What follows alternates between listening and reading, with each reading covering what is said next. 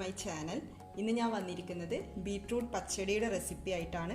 അധികം ആളുകൾക്കും അറിയാവുന്ന റെസിപ്പിയാണിത്. അപ്പോൾ അറിയാത്തവർക്ക് വേണ്ടിയിട്ടാണ് ഈ ഒരു വീഡിയോ. അപ്പോൾ നമുക്ക് നോക്കാം എന്തൊക്കെ ഇൻഗ്രീഡിയൻസ് ആണ് ഈ ഒരു ബീട്രൂട്ട് പച്ചടി തയ്യാറാക്കാൻ വേണ്ടിയിട്ട് ആവശ്യമുള്ളത്. ഒരു ബീട്രൂട്ടാണ് എടുത്തിട്ടുള്ളത്. ഒരു വലിയ ബീട്രൂട്ട് ഗ്രേറ്റ് ചെയ്ത് വെച്ചതാണ്. അപ്പോൾ ചെറിയ ബീട്രൂട്ടൊക്കെ ആണെങ്കിൽ 2 എണ്ണം എടുക്കാം. തേങ്ങ ചിരവിയതെടുക്കാം. 1 കപ്പ് തേങ്ങ ചിരവിയതെടുത്തിട്ടുണ്ട്. അപ്പോൾ നമുക്കൊരു അരപ്പ് തയ്യാറാക്കണം. അതിന് വേണ്ടിയിട്ട് തേങ്ങയുടെ കൂടെ പച്ചമുളകും ജീരകവും ചേർത്തിട്ടാണ് ഒരു അരപ്പ് തയ്യാറാക്കുന്നത്. നമ്മുടെ എരിവിനനുസരിച്ചിട്ട് പച്ചമുളക് എടുക്കാം. ഞാനിവിടെ 3 പച്ചമുളകാണ് എടുത്തിട്ടുള്ളത്. 2 വലിയ പച്ചമുളകും 1 കുഞ്ഞി പച്ചമുളകാണ് എടുത്തിട്ടുള്ളത്. അതിൻ്റെ കൂടെ 1/4 ടീസ്പൂൺ ജീരകവും കൂടെ ചേർത്തിട്ട് വെള്ളം കുറച്ച് ഒഴിച്ചിട്ട് നമുക്ക് കട്ടിയായിട്ട് ഒരു അരപ്പ് തയ്യാറാക്കണം. ഇനി വേണ്ടുന്നത് തൈരാണ്. ഇത് 1 കപ്പ് കട്ട തൈര് എടുത്തിട്ടുണ്ട്. പിന്നെ കടുക് താളിക്കാൻ വേണ്ടിയിട്ട് കടുകും വറ്റൽമുളകും കറിവേപ്പിലയും. അപ്പോൾ ഇത്രയും ഇൻഗ്രീഡിയൻസ് ഉണ്ടെങ്കിൽ നമുക്ക് വേഗം തന്നെ ഒരു അടിപൊളി ബീട്രൂട്ട് പച്ചടി തയ്യാറാക്കാം. അപ്പോൾ നമുക്ക് നോക്കാം എങ്ങനെയാണ് ബീട്രൂട്ട് പച്ചടി പെട്ടെന്ന് തയ്യാറാക്കുന്നത്.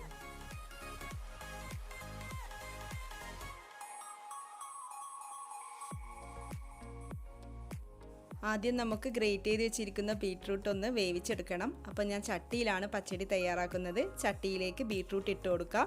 എന്നിട്ട് 1/2 കപ്പ് വെള്ളം ഒഴിച്ചു കൊടുക്കാം. എന്നിട്ട് ഒരു മീഡിയം ഫ്ലെയിമിൽ ഇട്ടുകൊണ്ട് അടച്ചു വെച്ച് വേവിച്ചെടുക്കാം.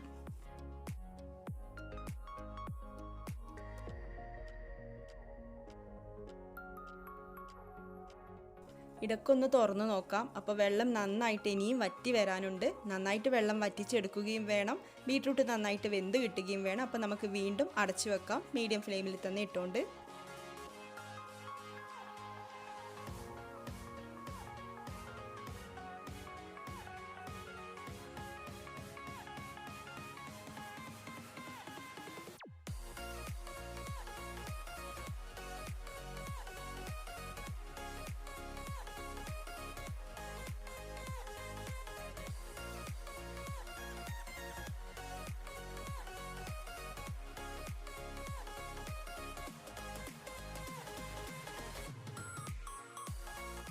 ബീട്രൂട്ട് നന്നായിട്ട് വേവിച്ചു. വെള്ളമൊക്കെ നന്നായിട്ട് വറ്റിച്ചെടുത്തിട്ടുണ്ട്. അപ്പോൾ ഇനി നമുക്ക് അടുത്ത കാര്യം ചേർത്ത് കൊടുക്കാം.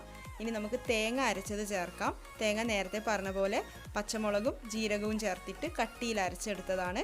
പച്ചമുളകിന് പകരം കാന്താരി മുളകുണ്ടെങ്കിൽ കാന്താരി വെച്ചിട്ട് നമുക്ക് അരച്ചെടുക്കാം. പിന്നെ ചിലരൊക്കെ അരക്കുന്ന കൂട്ടത്തിൽ ഇഞ്ചി ചേർക്കുന്നുണ്ട്. ഞാനിപ്പോൾ ഇഞ്ചിയൊന്നും ചേർത്തിട്ടില്ല. നിങ്ങളുടെ ഇഷ്ടം പോലെ വേണമെങ്കിൽ ഇഞ്ചി ചേർത്ത് കൊടുക്കാം. അപ്പോൾ ഇനി ഈ തേങ്ങയുടെയും പച്ചമുളകിൻ്റെയും ജീരകത്തിൻ്റെയും ഒക്കെ റോ ടേസ്റ്റ് മാറുന്ന വരെ, റോ സ്മെല്ല് മാറുന്നത് വരെ നന്നായിട്ടൊന്ന് വഴറ്റി കൊടുക്കാം.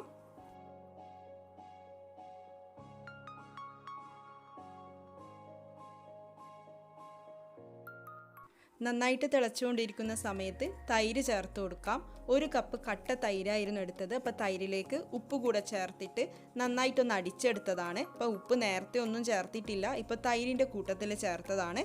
ഇനി നമുക്കിത് നന്നായിട്ടൊന്ന് ഇളക്കി യോജിപ്പിച്ച് കൊടുക്കാം. അടുത്തതായിട്ട് 1 ടീസ്പൂണോളം കടുക് ചതച്ചെടുത്തതാണിത്. കടുക് ചതച്ചത് നമുക്കിതിലേക്ക് ചേർത്ത് കൊടുക്കാം. 1 ടീസ്പൂൺ പഞ്ചസാര കൂടെ ചേർത്ത് കൊടുക്കാം. നമ്മുടെ ബീട്രൂട്ട് പച്ചടിയുടെ മധുരം ഒന്ന് മുന്നിട്ട് നിൽക്കാൻ വേണ്ടിയിട്ടാണ് പഞ്ചസാര ചേർക്കുന്നത്. നന്നായിട്ട് മിക്സ് ചെയ്ത് കൊടുക്കാം.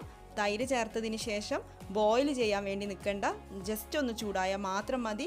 എന്നിട്ട് നമുക്ക് ഫ്ലെയിം ഓഫ് ചെയ്ത് കൊടുക്കാം. ഇനി നമുക്ക് കടുക് താളിച്ചെടുക്കാം. 2 ടേബിൾ സ്പൂൺ വെളിച്ചെണ്ണ ഒഴിച്ച് ചൂടാകുമ്പോൾ അതിലേക്ക് 1 ടീസ്പൂൺ കടുകും 3-4 വറ്റൽമുളകും ആവശ്യത്തിന് കറിവേപ്പിലയും കൂടെ ചേർത്തിട്ട് കടുക് താളിച്ചെടുക്കാം.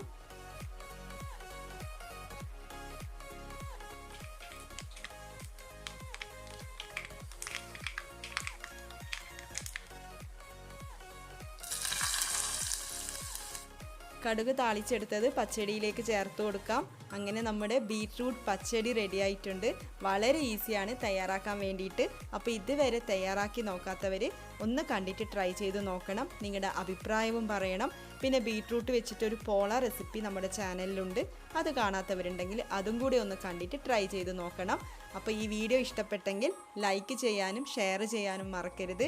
ഇതേപോലെയുള്ള വീഡിയോസുമായിട്ട് ഇനിയും കാണാം. താങ്ക്